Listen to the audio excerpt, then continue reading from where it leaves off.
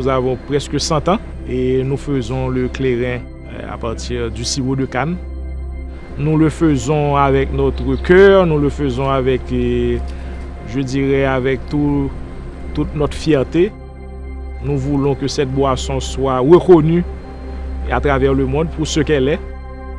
Je suis Stéphane Saoud, ça fait près de 80 ans qu'on existe. On est là depuis 1932. C'est une opération qui a débuté avec mon grand-père, qui s'appelait Princeton Pierre-Gilles.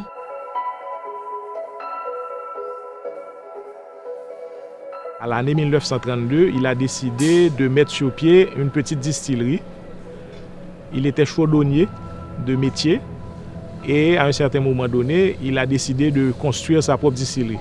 Donc il est allé dans la zone de Cabaret et pour plusieurs raisons. Et, premièrement, il y avait de la canne à cette époque et cette région était couverte de canne et aussi il y avait l'eau. Donc ce sont les deux choses importantes pour avoir une distillerie. Pour faire marcher une distillerie, c'est l'eau parce que vous avez besoin de beaucoup d'eau pour faire la distillation et la matière première qui est la canne.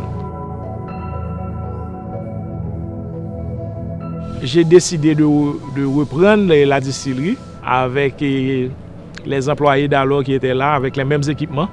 Et on a repris l'activité, on a continué à produire le clairin.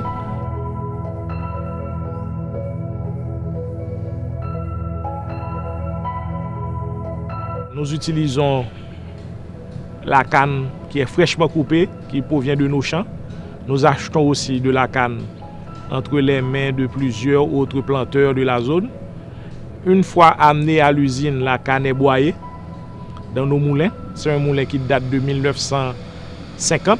Le transfert du jus de canne se fait du moulin vers la salle où on prépare le sirop.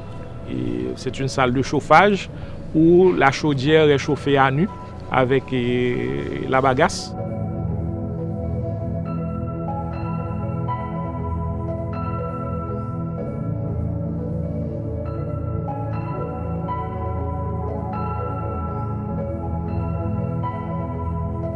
Le jus de canne est élevé à une température où l'eau s'évapore de plus en plus jusqu'à un certain niveau où nous recueillons le sirop de canne qui sera ensuite mélangé avec de l'eau. C'est une industrie qui n'utilise pas, je dirais, des déchets toxiques ou d'autres choses. Nous utilisons très peu de fioul, de gazoil pour la faire marcher et sans compter, ça crée beaucoup d'emplois.